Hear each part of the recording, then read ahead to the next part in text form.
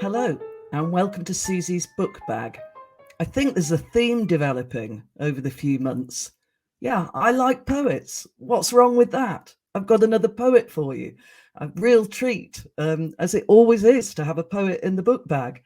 I have chosen a foils bag to decorate my scenery today. Foils has a very, very good poetry section. So if you're around central London and fancy popping in, I think it's on the first floor, check it out. And I'm sure they'll have copies of the wonderful book by my next guest. It's Tristram Fane Saunders. We'll be talking about his debut, published by Carcanet. Before we go any further,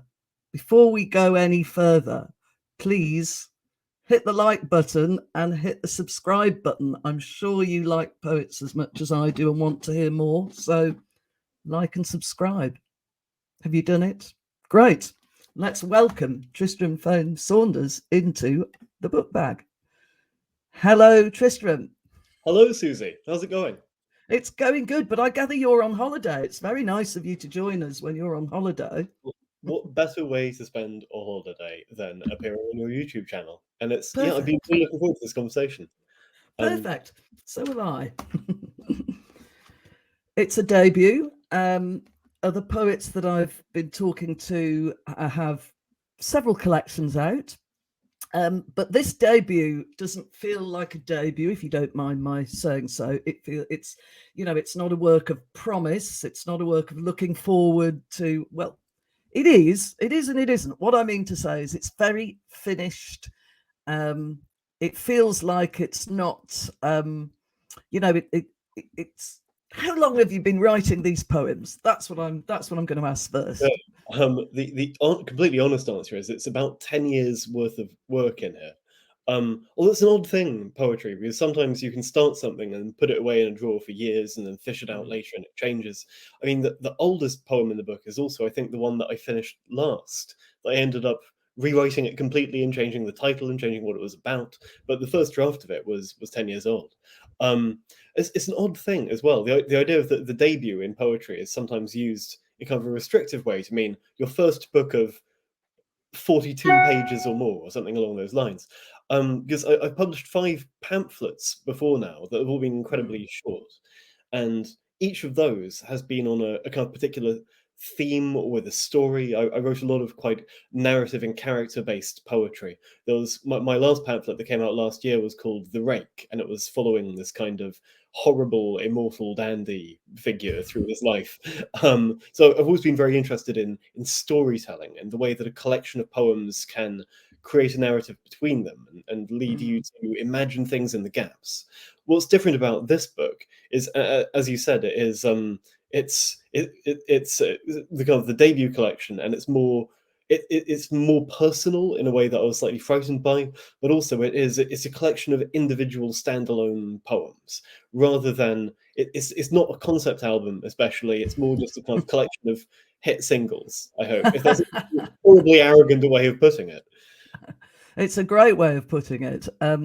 I love the way it shifts from kind of content to tone and to form. I especially appreciated your attention to form, because I think a lot of the poetry that I read nowadays, I was joking to a friend that there are some poems where you feel if you randomly inserted the word fire engine, it wouldn't really make much difference. There's a lot of surrealism, and I think I love what you're doing in terms of form. Put it that way. Where did the interest in form come from? Because I believe you started actually as a performance poet, Yeah, which is a different way of looking at poetry. yeah. I think what I got from that was I think I was already really interested in kind of formal structures, but that was I guess so. I actually started out, despite being completely incapable of singing, as a kind of singer in I think Derbyshire's worst jazz punk band. But there was very little competition. We were arguably probably Derbyshire's fourth best jazz punk band. And so the thing about writing songs is there's a lot of formal constraint that kind of people intuitively are aware of, even if you don't sit down to think about. There's an expectation of rhyme, there's an expectation of repetition, and the qualities of rhythm there in terms of making it fit to a line. So I started in this embarrassing teenage band. We had a wonderful time. Played. I think our biggest gig was in some kind of outhouse building at York Municipal Cemetery, but we also did the Edinburgh Fringe and various sticky floored upstairs rooms of pubs in Camden. We had the Camden Eye, the Camden Head, just worked our way through the various Camden body parts. But when I was 18, the band split up, and naively I decided I would keep doing the lyrics on my own. As I mentioned, can't sing, very little musical talent, but so I sort of fell into performance poetry by accident, and it ended up going for a couple of years really well for me. And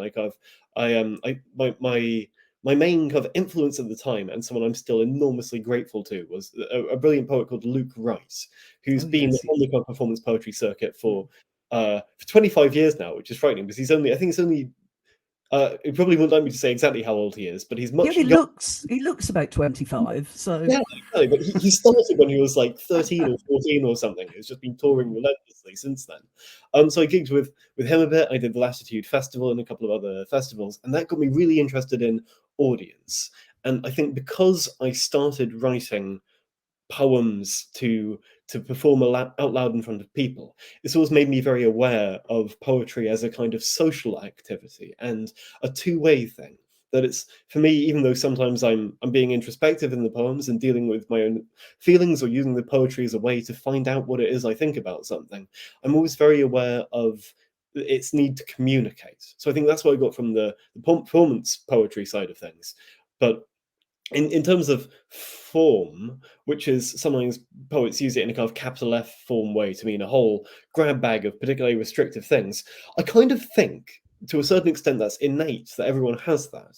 I mean, some of my earliest memories of enjoying literature or books or words were being an incredibly small kid and reading the Dr. Seuss books and just a really visceral delight in the alliteration and the wordplay and the rhythm and the rhyme and kind of inventing new words and all of that stuff. I think is still kind of viscerally enjoyable, and there's a fun in it. And maybe I'm just incredibly immature, but I've never completely grown out of that. I've always enjoyed playing with words and doing. I kind of think the great thing about poetry is it's the most open and broad literary. It's not a genre. It's a form. And the great thing is it's allowed to do everything. And there are lots of things that you're only allowed to do in poetry, which include rhyme and having, playing games with fixed syllable count or whatever. That if you're doing that in a prose cookbook or instruction manual or in a novel written in prose, it sort of ceases to be prose. It becomes poetry, or you're kind of those things. The constraints of those things is that you're forbidden from doing a bunch of stuff. And I kind of feel with poetry, given that you're allowed to sometimes use rhyme or sometimes have words scattered all over the page and all this stuff, I kind of feel like I'm greedy. I want to be allowed to do all of it. And so there are some poems in the book that rhyme. There are some poems in the book that follow other kind of patterns. I love pattern making. But what I've noticed is that you'll sometimes be called a formal poet if you have some poems that rhyme or some poems that have a kind of fixed syllable count to them. But for me, it's just a case of wanting to do everything. I interviewed Simon Armitage once, and he said, the page is yours. That was his description of how, fantastic it is to be a poet. That is absolutely your space to play in, And what happened to him? He's poet laureate.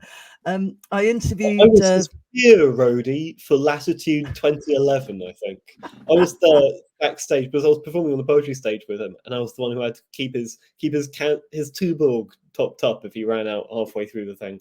That's my one claim to fame. What a lad. I mean, you and him both. That's fantastic. Well, Latitude, I don't think they have the poetry tent in quite the same way, which is a bit of a loss, because I remember one year wandering past, probably on my way to some music, and I just heard this voice emanating from the poetry tent, and I peeked in, and it was Tony Harrison, Oh wow, and the tent was packed. that's Like brilliant. practically everybody under 30 just looking in, Mm, awe at this Yorkshire magus of words. So yeah, there was some great times at Latitude, weren't they? yeah. A whole poetry tent. Imagine that. And one of the nice things about it, and also the literary tent, was that some people definitely used it as a kind of chill out space. So they would be Mm, asleep or drowsing or stretched out. And I think yeah. that's a good way to Um, appreciate poetry. and this is the thing, is you have to be it's such an amazing audience there, that you have people who are there because they absolutely want poetry, but have no strong feelings about who they're going to see. They just want to hear some poetry. There are people who, there'll be the 12 people in my case who are your friends who are there to see you. There'll be a whole group of people who are coming down from a really bad trip and want to be somewhere quiet, man. And you There's can't always those, yeah. to them too much unless you're feeling really sadistic. Yeah. Oh, it was That's the place to be. It really was the place to be. The poetry tent at Latitude. They should bring it back. Yeah, I interviewed Blake Morrison last night. It was about his memoir, and he said something fascinating. He'd started to write. Actually, I can't remember if it was. I think it was the first memoir, which is 30 years ago, about his father's death. And the first thing he did was start to write really prose, but in poem form, like end stop lines, and it was just an immediate expression, almost that rush to express something deeply personal, that it came out in poetry, and he then kind of jigged it and turned it into beautiful prose, obviously. But it's like an instinct, and I think what you said about Dr. Seuss, the enjoyment of that kind of thing, does seem to be hardwired in us and as humans, doesn't it? mm, yeah, I really think so. Nursery rhymes, or and the pleasure in playing with words. Well, let's look in more detail at some of the poems in this, because I was very taken with the squat pen. Oh yeah. I love where's that? Yes, the squat pen, which is obviously a reference to Seamus Heaney. Mm, But what I really I loved this last line, a misplaced emphasis, which reminded me of when, if you ever heard Seamus Heaney read it, the last line would be, "I'll dig with it." The poem is digging, isn't it? And it's, his father has a spade, he has a pen. mm, Can you explain a little bit more about this poem, because it's yeah. quite intricate? So I found it quite difficult to write, actually, for a few reasons. But I was on holiday in Ireland, and my dad's side of the family are Irish, but I've not spent a huge amount of time there. And I went to the Seamus Heaney Home Place Visitors Centre, which is a lovely thing and an interesting museum, because it's a museum almost entirely without artifacts. They have a few of his books upstairs, but mostly it's these audio visual displays and sort of CGI screens and a giant map of Ireland. You can press buttons and hear the poems, and it's kind of an interesting way of making a museum out of nothing. But they have two real kind of artifacts which are presented quite oddly.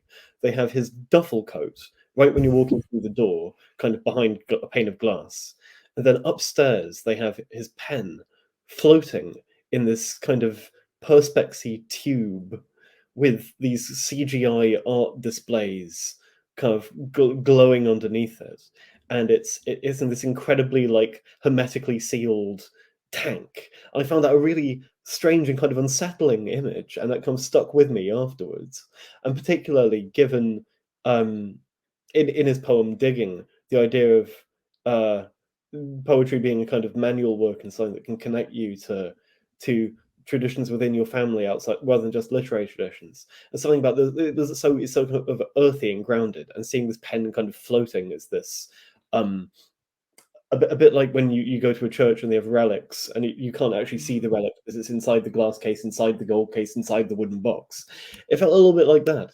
And the misplaced emphasis thing is I'm trying to kind of make it's to do with the emotional resolution of the poem, but it's also a sort of formal joke in that this poem is written in rhyming couplets, but they're all half rhymed in such a way that the emphasis is misplaced. So the one couplet ends with artwork and clock. So it's the emphasized syllable rhyming with the unemphasized syllable. You have offbeat and boat, and yeah, there's a lot of it basically does that throughout the whole thing. Cartwheels and eels. So it's the up. It's what's called. I think the technical term is wrenched rhyme, and it's meant to be saying it is a sign of a bad rhyme or something you're meant to avoid doing. And because this was a kind of, it felt like a knotty, difficult poem, and one was grappling with things I wasn't quite sure what I thought about this pen or why I was latched onto it. I found sometimes making it harder to write the poem by putting some kind of really knotty thing, a really unnatural thing in place, could make it weirdly make it easier to find out what I think. It kind of frees you up to get the subconscious going and ticking over. And the other thing is that obviously Seamus was brilliant at these subtle half rhymes, and in so many of his poems, you can kind of read it almost without noticing the rhyming that's going on. It's something that Paul Muldoon is also brilliant at, but in a much more kind of showy fireworks way. So by having all these half rhymes in the poem, I wanted it to be possible to read it aloud and kind of have people be uncertain at first whether or not it is rhyming at all. I wanted them to be kind of following the poem for the poem and just have those musical effects ticking along in the background. I love the way it's sort of something you're not supposed to do, but the page is yours and you can do it if you want to and make it work, which you certainly do in this poem. So it'd be brilliant to hear you read it. Sure. I'm trying to think if there's any like references in it. I refer to his poem "The Harvest Bow," where one of the kind of artifact thing they have in the museum is they have all of these drafts of his famous poem "The Harvest Bow," and in an early draft there was a line in it about his tongue-tied sorrow that then gets cut as he turns it into this much more outward-looking, much more kind of positive poem, rather than one with his kind of knotty internal doubts. It becomes a kind of outward expression of love. I found that interesting, so that's in here. I also refer to Busby Berkeley, the great kind of golden age of Hollywood choreographer. If you imagine, 16 showgirls in a swimming pool all kicking their legs in unison, kind of thing. That was his thing. So he's in the poem too, because why not?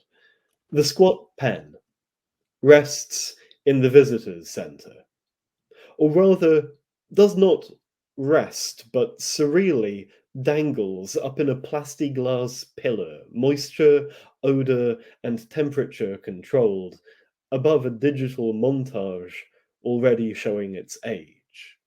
Green shapes swirl closed, then open. The poet's squat pen floats on a nylon string, hung out to dry, fishing for nothing over a CGI display of Heaney-inspired video artwork. At all hours of the clock, rendered in green, his themes pulse in uneasy rhythms, morphing on every offbeat. A spade becomes a boat. Busby Berkeley eels cavort into a cartwheel's spokes, then blades of grass, resolutely lifeless. Drowning in the limelight of its perspex column, it would never write this lurching squib. Ingrate, why do I have to sneer? Why did I even come here? To put the truth down simply, we have to let it lie. Around the corner from the pen's vivarium, his blotted pages prove it. An ugly, graceful fight between the words he wanted to say and those he said, writing his tongue-tied sorrow out of the harvest bow to leave a floating silence, a warm, untroubled space.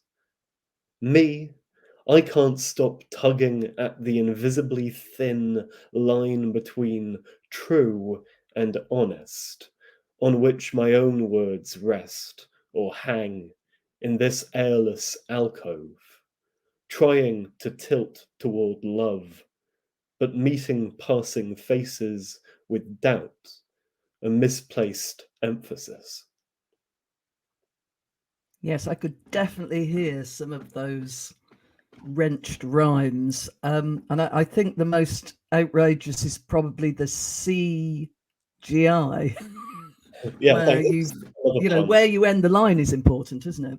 Yeah, so it's the line, as people can't see, it's the line breaks after the letter C. So I wanted the idea of fishing and the line floating above a C, but it's above a CGI display. Ah, silly. I like all that kind of. I guess I sometimes think about Easter eggs in poems. I think you should be able Mm. to enjoy and be compelled by the poem on the first reading. But the thing I always find really enjoyable is then to be able to go back to it and discover new things on the second and third reading. So I always try and fill my poems with stuff that I think people might enjoy spotting second time round. But I don't Mm. want that ever to be at the expense of them enjoying the poem first time round, if that makes sense. I do like the idea of the poet always being one step ahead rather than too obvious. Sometimes you sort of think, yeah, I got that poem in one. I will move on. And that's why I like form, I think, because sometimes that sounded very sort of natural and imagistic, and then you can go back to it and see, oh no, there's this very clever form. You sort of get that on second reading, I think. So was Show Massini, did you just sort of find yourself in this museum and say, oh, I'll go, he's a poet, or did you seek it out? Were you a Heaney fan? I kind of sort it out actually. I am a Heaney fan. I haven't read all of his work, but I've read a fair amount of it, and I've always I'm kind of in two minds because when I was a teenager, we had to study him at English A level. I kind of kicked back a little bit. I was like, well, why this poet? Why is this the 20th century poet that we're doing? What's so great about him? And I was kind of I've always been amazed at just the sheer number of people who his work has moved, and who there's a thing upstairs. They had a little board where you could write. They had stickers, and it was every poem in his first collection, Death of a Naturalist. And the idea is you could do a sticker next to your favorite poem from that book. I think how few poets are there who published a first book in the last 70 years where you can stick a board up and have people go, oh yeah, I like The Forge, or whichever one their favorite poem from it might be. That it's just that so well known and well loved. And then rereading some of his stuff, I can see after my initial resistance, it's like, yeah, he was very, very good. I mean, there's actually one of, weirdly though, I think my favorite book by him isn't really by him. Um, he did a translation of this medieval Irish epic, The Madness of Sweeney, which he translated as Sweeney Astray. And I think the epic itself is wonderful. I've read a couple of translations of it, but his is fantastic. It was a brilliant translator as well as poet, obviously, with Beowulf and everything else. But a few years ago, I wrote a pamphlet that was kind of filling in the gaps in Sweeney Astray and kind of responding to that. Because the last line, I think, I can't remember if it's in his translation or a different one, but it's the story about an Irish king who tries to kill a priest. There's Christianity is coming over to Ireland in the very early days of it, and this priest arrives and tries to build a church on his land, and Sweeney tries to kill him. And for this, the priest prays for vengeance, kind of, and Sweeney is cursed. He's driven mad, and he's transformed into a kind of birdman creature monster thing, doomed to fly around from tree to tree, having disappointing misadventures. And the epic ends with a line to, I'm paraphrasing, but these have been some of the tales and songs of Sweeney, King of Delary. And I took that as the opening of my pamphlet and then said, these are some of the others. I love the suggestion that the whole epic you've just read, these are some of the tales and songs of Sweeney. It's like, well, what did he get up to in the bits in between? And so I sort of had fun with that in my pamphlet Woodsong. But I wouldn't have written that if it weren't for Seamusini's translation, Sweeney Astray, which is a wonderful book. I think doesn't come up enough when people are talking about Heaney's poetry. He was a great essayist as well. I mean, he just had all the skills. I think haven't the translations just come out in a huge Yeah, yeah. volume? Have Big old you got hardback. that? Yeah, I'm Yeah. very lucky because I review a lot of books for work, and so I get just in the post a lot of poetry books to read and to sort of consider for review or serialization or any other kind of thing. And so I'm very lucky that there are so many ones that I feel glad to have got hold of that I probably wouldn't have the spare cash to just buy outright. Mm. Like the year before, there was a giant thing of the complete poems of Auden in two enormous, like aimed at university libraries. So it's something like 80 quid per hardback tome, and it just turned up in the post one day. So it's as you must have also as a literary journalist yourself, and having been literary editor on a newspaper, and you know the kind of double-edged sword of being feeling overwhelmed sometimes by the sheer quantity of books arriving, but also thrilled that you get as many books as you can eat for free.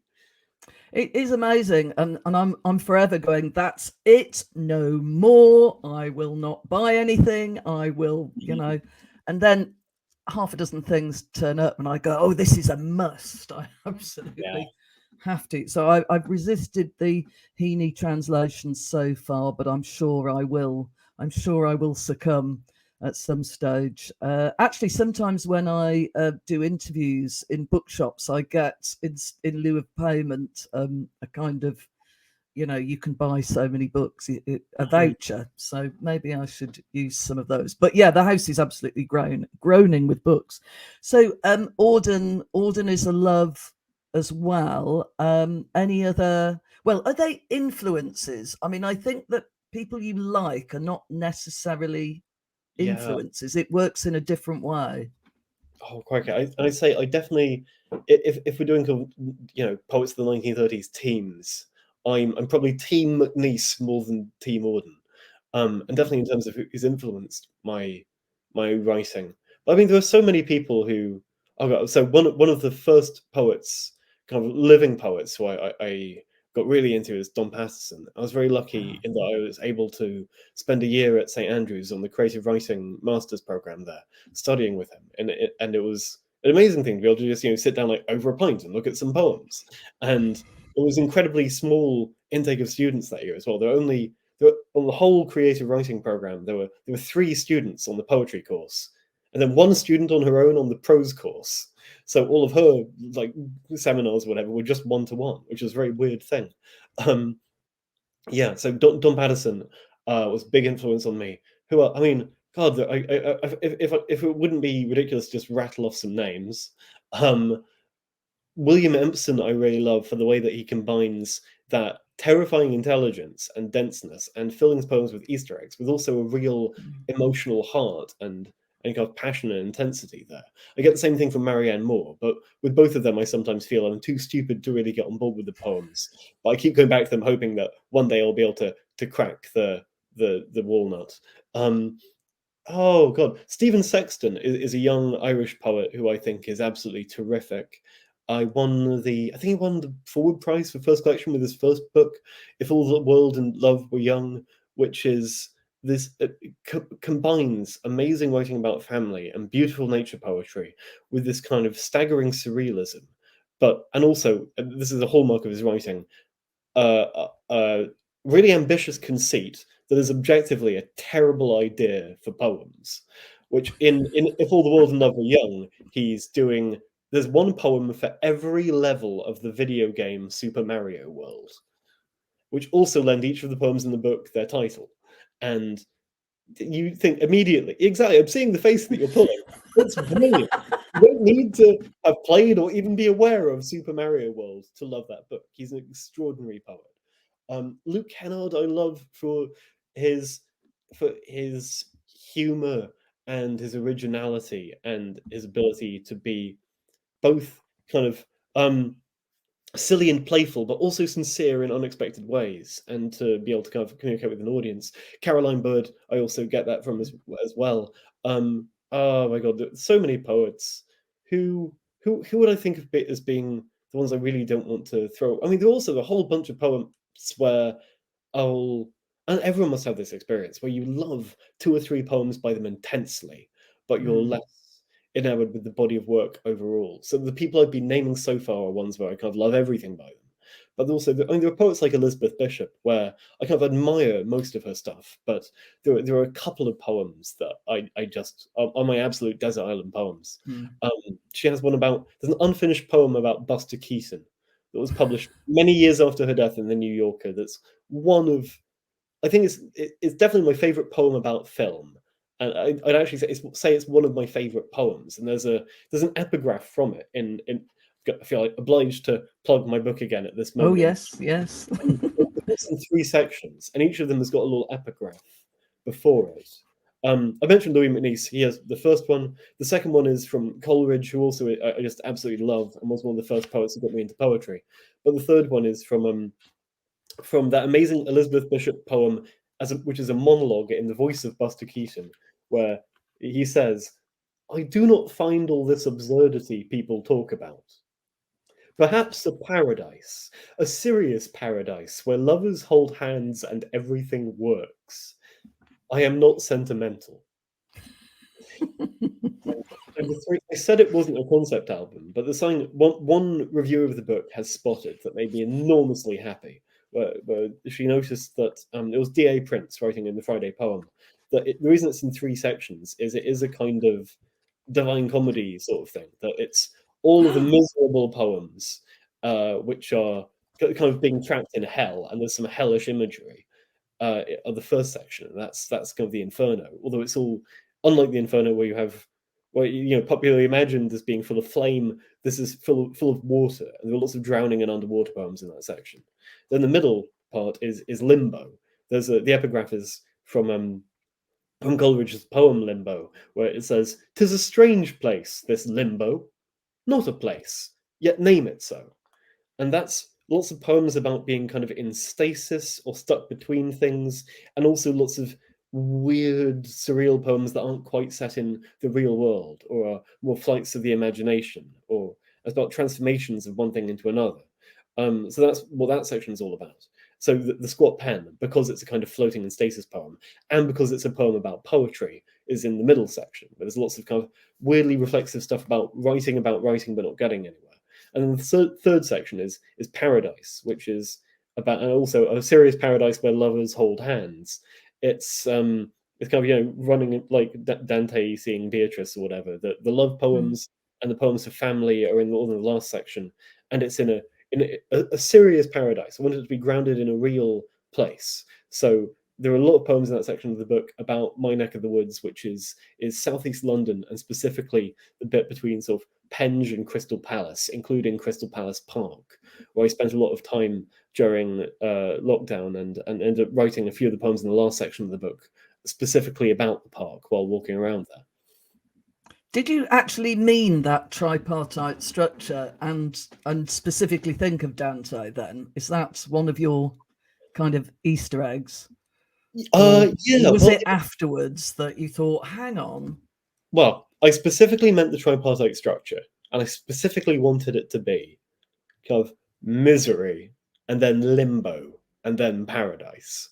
And so maybe kind of ridiculously, it was only like as I was in the process of signing the book off, the final draft to the publishers, I was like, oh, this is a bit like the Divine Comedy, that you've got that journey from. I think so many things have a tripartite structure. I mean, there is the final section near the beginning. There is a poem about, or partly about, Dante and about the Divine Comedy, where there's a headless statue in the middle of the park that was a statue of Dante, and then some Egypt in the 80s nicked the head off it, and no one's ever replaced it. So that was there, and I was reading while I wrote some of the poems, the Inferno, while I was in the park. But yeah, so it's kind of like so many things. It was kind of accidental, and then became deliberate, and then being smug and cowardly, I choose to pretend it was wholly intentional from the beginning. I'd like to. This is where the subconscious is a handy scapegoat, where you can say, it's the subconscious did it. So yeah, it definitely wasn't there from the outset, because it was kind of a gathering of poems. I ended up with those moods for the sections in the book, and then kind of realized that naturally, if you're having hell and then limbo and then paradise, that is the Divine Comedy. Yeah. And again, I think that movement is probably, I don't know, Jung might say it's a deeply embedded archetype. When you put it like that, misery, the period in between, and then the happiness again, it's quite an archetypal structure. Well, I'm it's also when I'm you go to a toilet in a train station, you've got three buttons. It's like, how satisfied are you with the service? You've got like the happy face and the meh face and the unhappy face, and yeah. it feels so fundamental. You know, I could have said it was based on that. Gosh, how Dante links to a public toilet, that is a very good that's a very good example of the way poets think, I think. Well, I love the Crystal Palace Park poems because I actually don't know it well, but I did run round it once on one of those 10K runs. But so it's got dinosaurs, which are rather marvelous, aren't they? Crystal Oh yeah, Palace, probably grade one listed, I think, they are dinosaurs. grade one listed, which means they are exactly as important as Buckingham Palace. Yeah. I'm choosing to interpret it in that way. Um, yeah, so they're from the 1850s when it was when the Crystal Palace itself, now long since burnt down, opened for the Great Exhibition, and they wanted to kind of celebrate all the things of the world that Britain had nicked, but also all of the latest science and discovery. And the dinosaurs were kind of an emblem of that, in that archaeology was a really kind of thriving field at the time, where people were discovering all these dinosaur bones and trying to figure out what the dinosaurs looked like. But also, I think the sculptures themselves were great cutting edge technology in that they were, I think, some of the oldest concrete molded sculptures in the UK. So they're made with these brand new exciting building materials, and a few years earlier, with many of these dinosaurs, they hadn't been classified or named as species. No one knew what they were. It's like the scientists and archaeologists had figured out, right, it looked like this. We're going to make it life size. No human has ever seen the megalosaurus before, and now they will see a megalosaurus. And it was, I can't even imagine how exciting it must have been at the time. And everyone went to see them. Charles Dickens went to see them, and then shortly afterwards wrote Bleak House, where in the opening page of that, he has this amazing description of the fog in London. And he says, it's Yeah. like, oh, I can't remember the exact line, but it's something like, on such a day in such weather, it would not be unusual to see, as out of the prehistoric swamp, a megalosaurus walking down Bond Street. I think And I it's think, Ludgate Hill. I remember that. I yeah, think yeah, it's Cave Hill, because that's the sort of, that's the area that he's writing about in Bleak yeah. House or near But that. But yeah, it's wobbling essentially, out of this slime, isn't it? yeah, 5 years earlier, no one had heard of that dinosaur. When he wrote that book and published it, half of London had heard of that dinosaur. I think that's a kind of extraordinary thing. Yeah, I mean, the park is filled with all this weird, mad Victorian stuff. There were giant, bright red sculptures of sphinxes with kind of meaningless dummy text in hieroglyphics, because they were still, again, in the early days of trying to interpret those as language. So that's kind of exciting. There's a famous concert stage where, actually, I'm not sure when this is going out, but on October 21st, I'm hosting a kind of mini poetry festival on that stage. It's free for anyone to go to. Saturday, October 21st at 2 p.m. I run a series of poetry events with Lucia Morello and Lucy Reese called Gravy, which kind of gathers together poets we think are good. And it's kind of a unique gimmick, but we have, off the top of my head, John Clegg, Ruth Wiggins, Abigail Parry, oh god, I want to get this right, Isabel Williams, and Jade Cuttle, who's also a singer-songwriter and will be doing some live music, performing on the concert stage in Crystal Palace Park, which hosted Bob Marley and the Beach Boys, and now is hosting some quite obscure poets. I quite like how far it's fallen. No, the poets are wonderful. Yeah, Yeah, it's hosting that I'm denigrating. that is going to be amazing. And what else is there? I mean, I think this is in the poem. There's a maze or something Oh yeah, somewhere in the park. So London, I've never found that. London's largest living maze. People think it's the one at Hampton Court Palace, Mm, but it's not. It's hidden away in the middle of Crystal Palace Park and quite hard to find. Weirdly, crazy finding it stuff. is as difficult as finding your way through it. And the statue of Dante is just like a minute's walk from the entrance to the maze. And something about the idea of a living maze made me think of Dante and the idea of being lost in the middle of your life. And because it's the opening of Inferno is, Mm.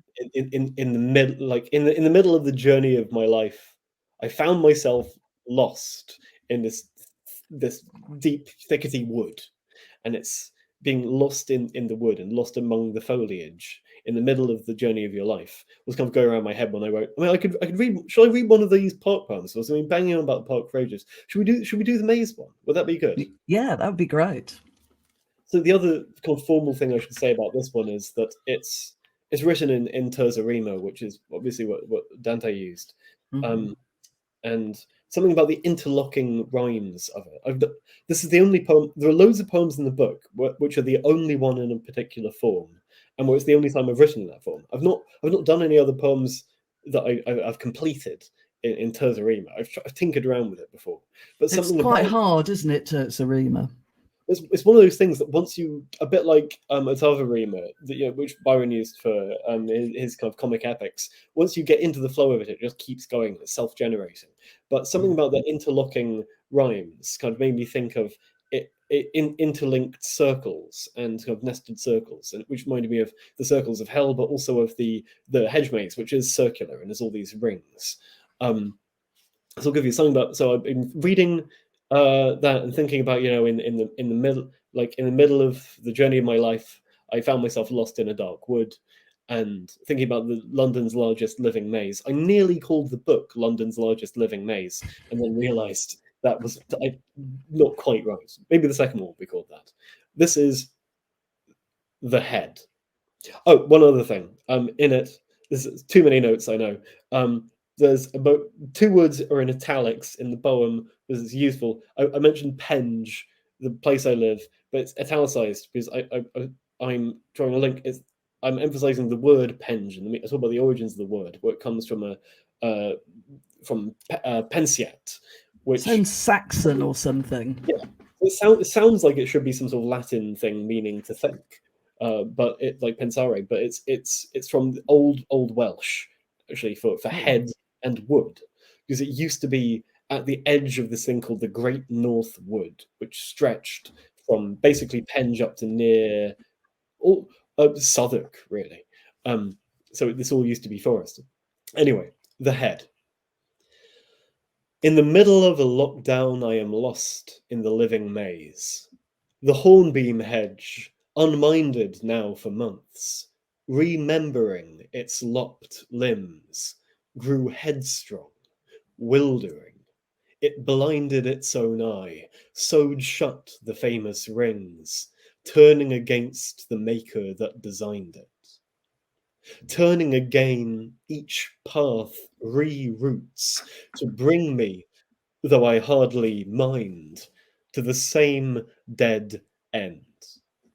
I have forgotten everything, but these three things: the root of Penge, the headless sculpture loitering outside the maze, and one more piece of what I'd always said was useless trivia, which means three ways: a forking road, the point where Lost begins. Lost in the mid-80s, it was Dante's, the head. I'd like to think it wore a grin. Pensiat, from the Welsh for head and wood.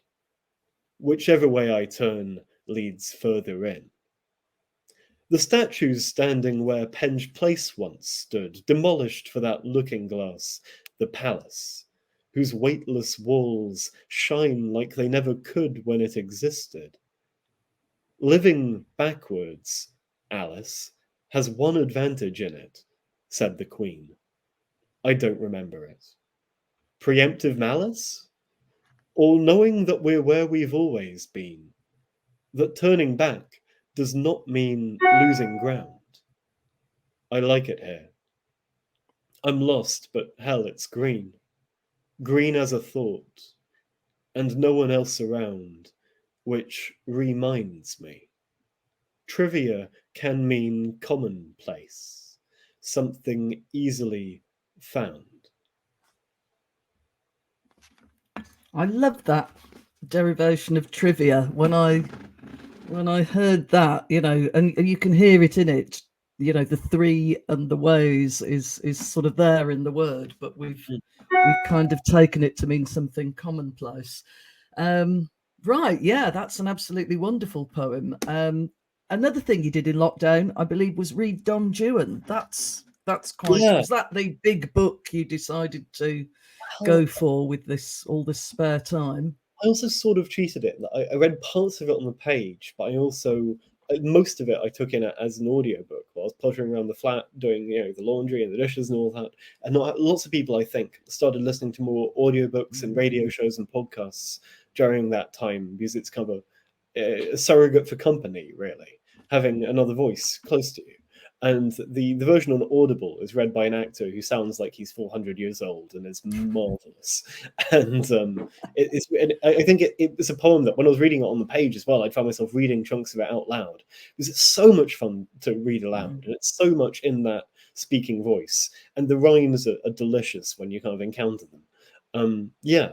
So again, Byron, there are huge waves of Byron I haven't read, but I love the bits that I love, and Don Juan is one of them. He also there's an amazing poem called Darkness that I think is not read enough, but is terrific. As it kind of, it should be a Netflix series. This kind of dystopian end of the world post-apocalyptic sci-fi epic about the last stragglers of humanity on a dying planet. It would be great on Netflix. Where is his age?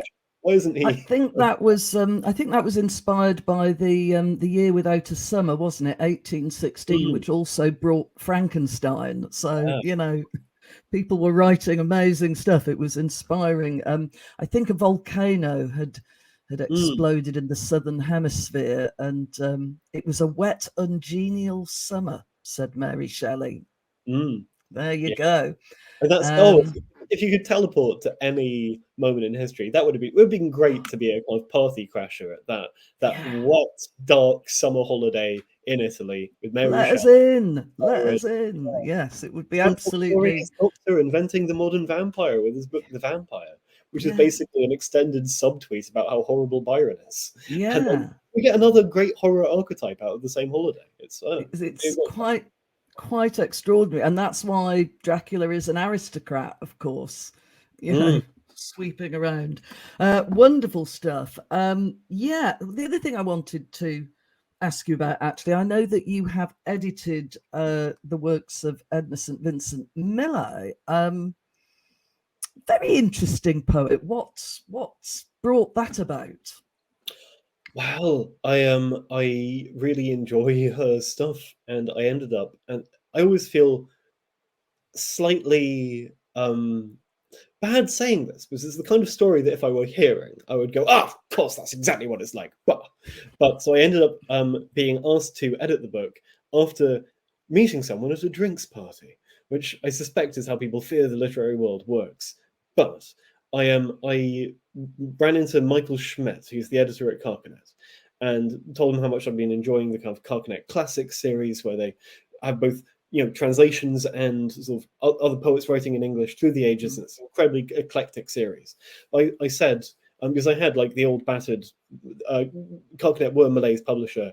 They published a selected poems in the late 80s, I want to say early 90s.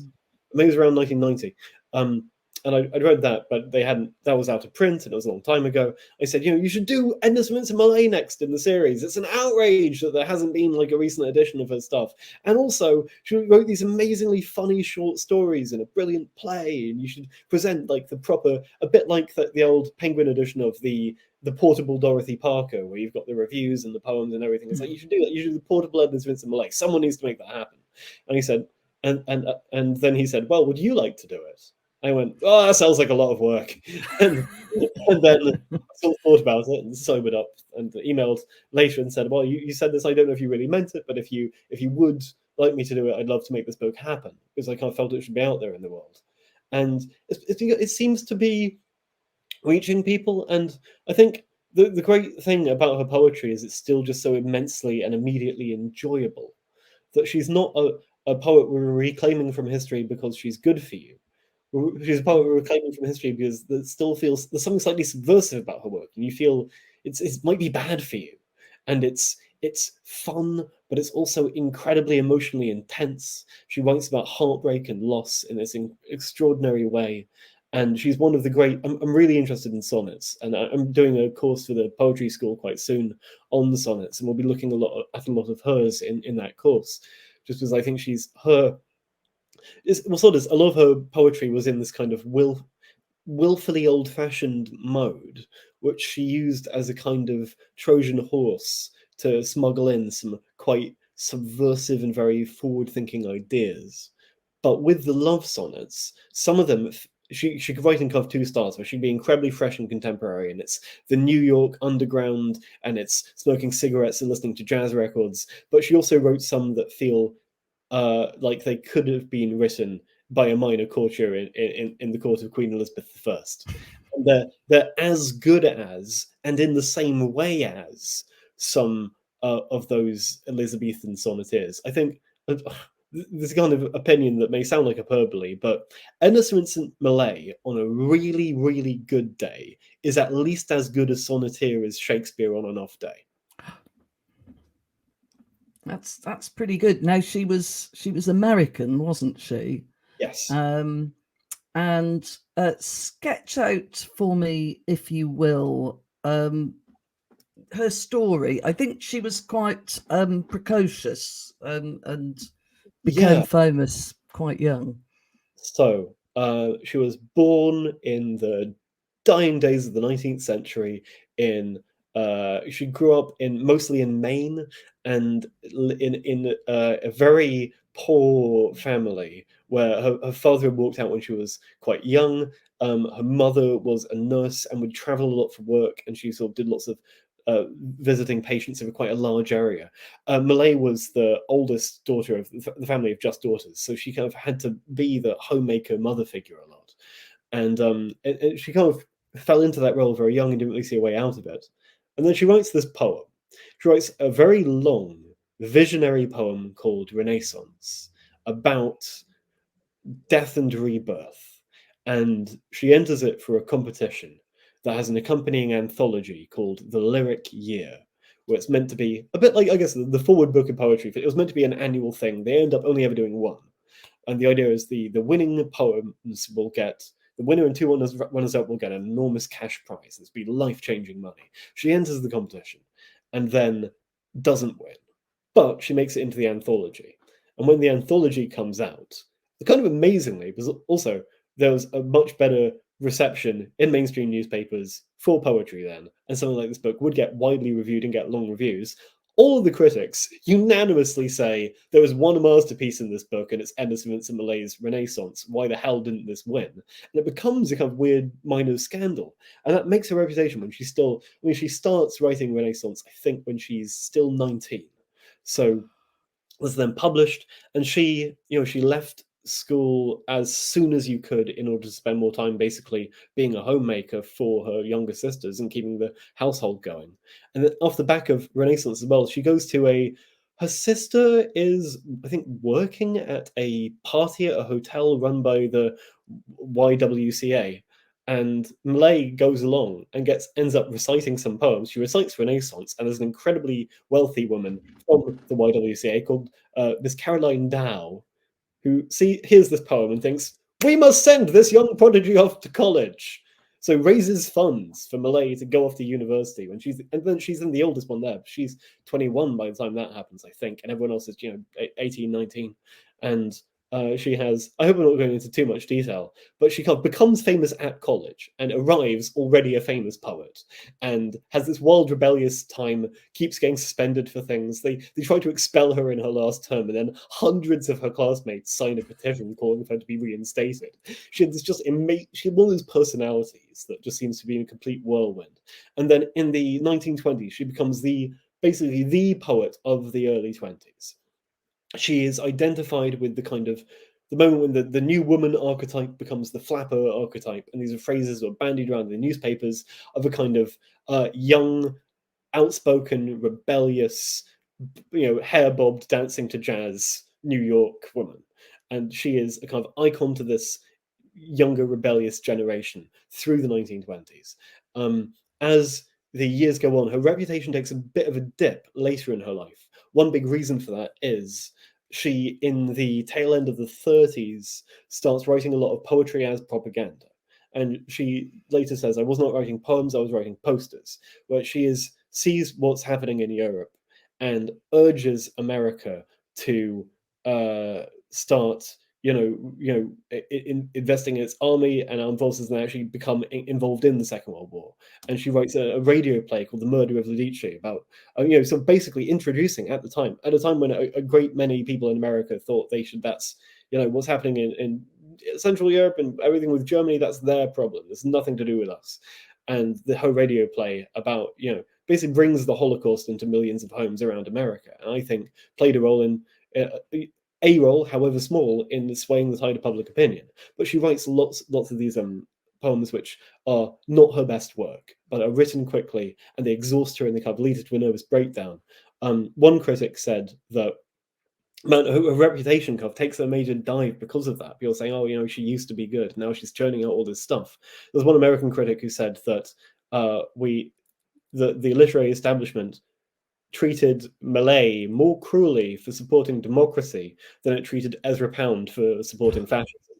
And then she dies still quite young, in her 50s ish.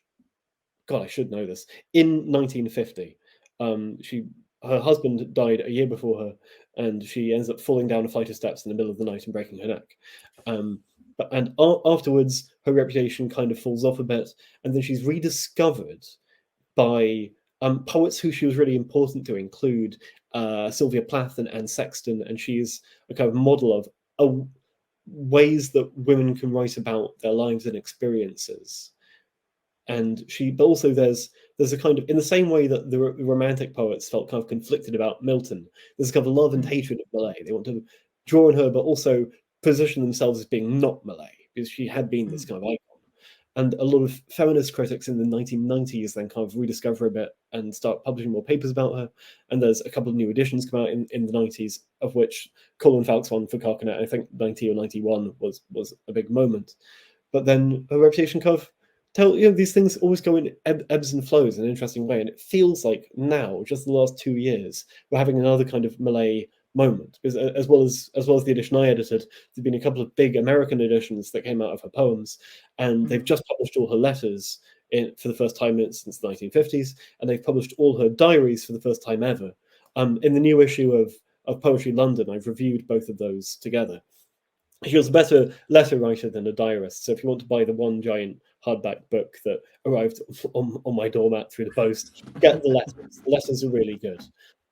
She was an incredibly funny letter writer. So I hope that... Sorry, I feel like I've gone on for a very long time, but that's maybe a sense of who she was. The best thing is she's funny and heartbreaking and wrote some amazing sonnets. That's the wonderful one. Yeah, I mean, I just love her life story, really. Turbulent as it was. I mean, they're often quite sad, aren't they? These stories, but what a gal. And what's kind of amazing with that poem that made her reputation, Renaissance, which between us, I don't especially love. I mean, it was important to have it in the book because it transformed her life, and it was her most famous poem for many years. She wrote another kind of long visionary one called "The Blue Flag in the Bog," about the end of the world and one flower that is, I think, much better. That sort of flag, not a blue flaggy flag wave. Yeah, it's called. It's the type of flower, but. After the Renaissance, she got an amazing letter in the post from the editor of the Lyric Year, the anthology, who'd been sent a kind of co-authored letter by two other poets who wrote to him, the editor, saying, Who is this Edna St Vincent Millay who wrote Renaissance? It's like the little bio of her in the back of the book is a marvel of humor. No girl of 20 ever wrote a poem like this. It takes a brawny male of 45 to end a poem like the way this one ends. And he's forwarded this on to her, just sort of laughing at it. And she wrote back to them this amazing reply saying, it's like, gentlemen, when a woman insists she is 20, you must not call her 45. It is more than impolite, it is indiscreet. And she says, however, I will not be a brawny male. Not that I have any aversion to brawny males, au contraire. And she writes this amazingly funny reply to them, to these two guys, Hal Bitter and Arthur Davison Fick, who then become two of her closest friends. And she falls madly in love with one of them and ends up almost getting married to the other one. And there's this extraordinary love triangle. The one she almost gets married to then ends up actually being spends most of his life in love with a man, and it's this you get such a sense of the milieu of. There was a moment in the 1920s when things were more sort of sexually open than they were either side of that decade, and that kind of comes through in her letters to them, which are incredible. But the fact is that that one poem also introduced her to two of the most important people in her life, who wrote this very silly, insulting letter about her, and despite that, they end up becoming incredibly close and really important. They collaborate and write letters to each other. It's wonderful. It's a great story. It's almost a fairy tale, really. I want to go back to your poems because another one that struck me, which is How the Raven Ate the Moon, and that rather intrigued me because you are Canadian. You have Canadian links. Yeah, my mum's Canadian. I'm a Canadian citizen with a Canadian passport and social security number. I've never lived there full time, but there was a while when I was at boarding school in England, and then in the holidays I'd be in Canada on the East Coast in Nova Scotia. And my mother is from the West Coast. She grew up in Vancouver. She's always been very interested in First Nations artists and collects their art, and has she runs a very small Canadian press called Tidewater, and she's worked with a couple of First Nations artists through there as well. Actually, so the painting on the wall behind me is a boy playing with two dogs. That's one also, but that's the style of painting that's in that I talk about in that poem is much more like this. Yeah. It was a painting of an eagle, but frequently I was going to say that looks like an eagle. I've actually got my own show and tell. Oh, right. Which is I've got that. That is an eagle. Oh my god, that almost is the mug. Because the poem is about a mug. Yeah, the poem is about a mug with on it a copy of a famous painting depicting There's the salmon. Yeah. Oh my god, that's so perfect. Yeah. Yes. Well, this has the artist. It's called Cycle of Life. There's a bear. Cycle of Life. Richard Shorty is the artist, and his sort of signature is inside. But this poem immediately resonated with me for all those reasons. I wonder if I can find it. Yeah. I think it's towards the end, isn't it? No, it's in the but it's got a salmon in it. It's one of the miserable ones, so it's near the front.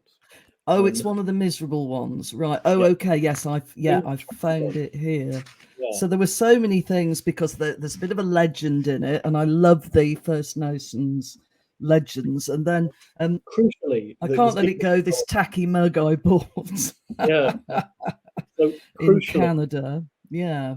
Yes, I don't know, because I'm aware that drawing on mythology in poems, depending on where the mythology comes from, could be a kind of culturally appropriative act. What's important to me is the speaker of this poem very much gets it wrong and doesn't know the myth, and is open about the fact they don't know the myth, and that the raven, if anyone who's familiar with the original myth, doesn't eat the moon, but it eats the sun. It steals the sun, and this as in the poem it becomes we learn that this is a badly misremembered version of this story being told for very particular other reasons as a kind of distraction tactic.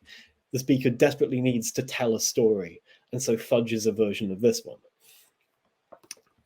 I like things that go wrong, lists that break down halfway through, or myths that get retold into something far from what the original myth was.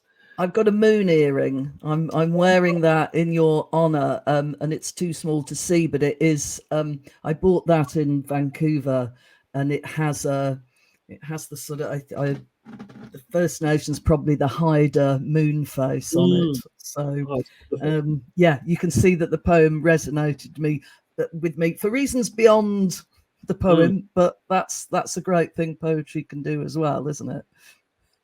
Would you like to hear the poem? Go on. Yeah, let's do that. Let's have another poem. That would be All lovely. right. How the Raven Ate the Moon. She couldn't tell me past the lump in her throat, but something was broken or breaking. It had been 4 weeks exactly since she'd stopped taking whatever it was that she'd been taking.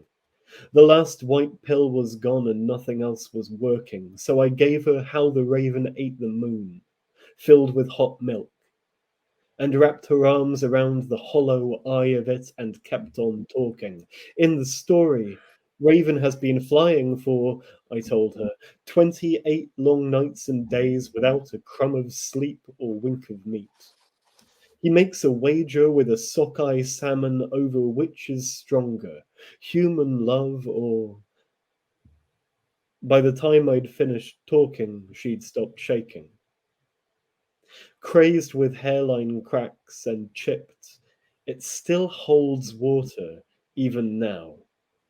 Although it's years since we two split, I just can't let it go. This tacky mug I bought in Canada. I filled it with the sweet and bitter nettle tea, hand-picked. Each leaf plucked like a feather from the black and white and red unfaded picture printed across it, of a photo of a painting by a famous local artist of a myth I never learnt.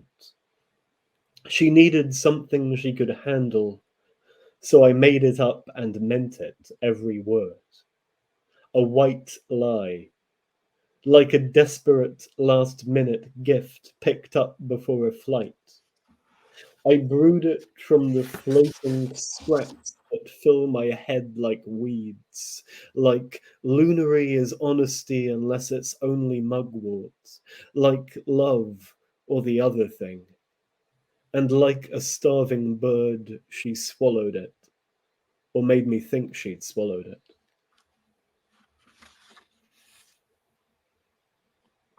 Yes, the black and white and red. I mean, you can see from that those are the main colours. I mean, it's an amazing art of simplicity, very simple strokes and lines and very simple colours, but amazing complexity when it's all put together. Yes, so I love that. I love that poem. Thank you very much for the poems that you've read. Let's wrap up with my 3 questions. First question, favorite artwork? It's funny, we've been talking about artworks, but what would you say your favorite artwork is? I think, for the sake of plugging the book, my answer today is there's a surrealist artist called Eileen Agar who made some amazing paintings, but also made some amazing objects. One of which is called Ceremonial Hat for Eating Bouillabaisse. And there's a poem about it in the book where it's a kind of conical thing, almost like a witch's hat, covered in seashells and bits of dried seaweed and fish bones. And she would wear this and kind of promenade down the streets. And there's an amazing old Pathé newsreel short of a reporter following her, watching these baffled men in bowler hats, part like the Red Sea, either side of her, because they weren't quite sure what on earth is happening. And it's, if you Google Eileen Agar ceremonial hat for bouillabaisse, there are some amazing photos of her wearing it. That's my answer today. You love a transgressive woman, don't you? Well, it's a short poem, so why don't you give us that? Yeah, that would be... Because this falls under weird, silly games and surrealism and art about art, writing about writing, it's in the middle section, the limbo section. 6 glimpses of Eileen Agar in a crowd. Mercury falling in the weather glass and rising in the hatter's tinned nissoise. Commuters part for what they must suppose is, amid this red-faced sea, a second Moses. Painted cork and coral, bark and bone, uncommon soul's toothed spine, Poseidon's comb. Your salt breeze glides above all that's barbaric. No flies on you, Eileen, you fly agaric. Darley doffed his diving helmet. You, one better, had your hat and ate it too. A crest that tips to meet the wave you raise. Ceremonial hat for eating bouillabaisse. Yes, we're getting your love of a crazy rhyme comes through very strongly there. Brilliant. What are you slightly ashamed of not having read by now? Are there any gaps in your, perhaps in your poetic knowledge? So many. I think for poetry, my answer today is two of the big ones. I've never read the Odyssey or the Iliad, and I've got Emily Wilson's translation of the Odyssey on my shelf, and her Iliad is just coming through in the post, so I feel I've got no excuse. I might.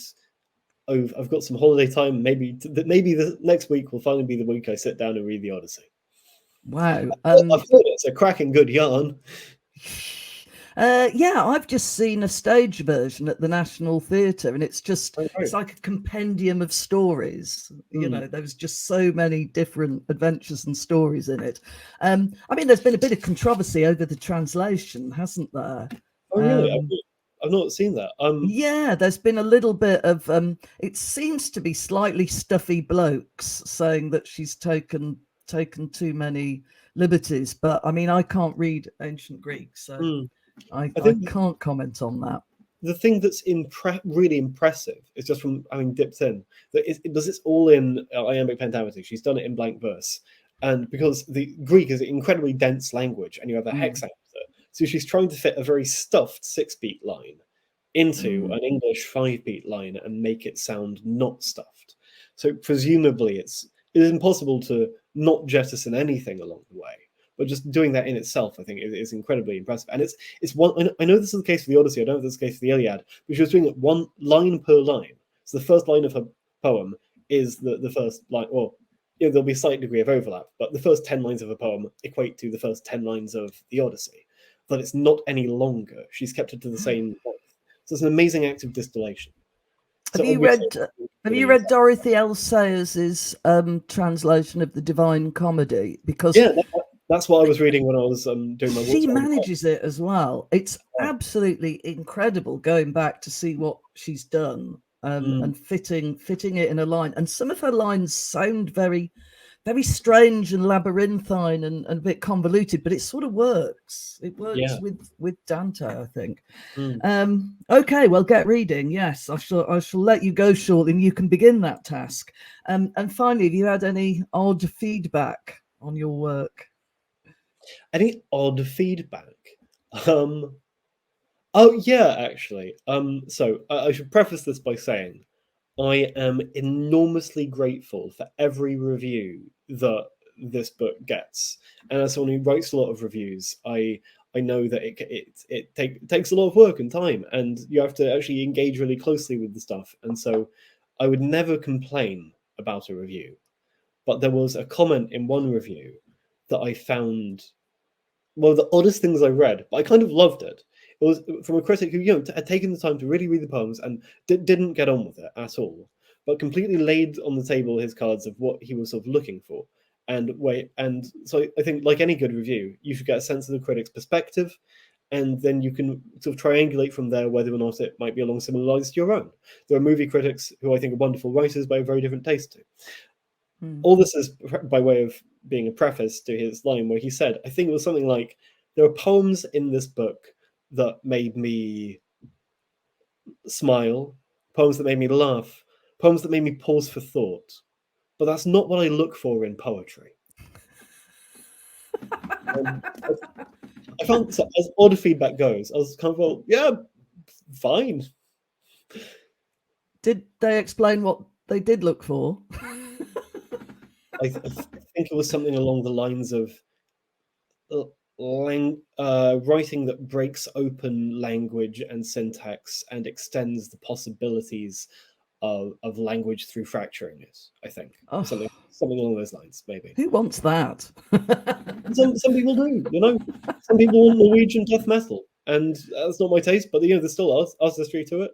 I try and be fair to everyone. Like I say, I would never complain. I'm not saying it's bad review in the sense of badly written or anything. I would never complain about a review. But that line did tickle me.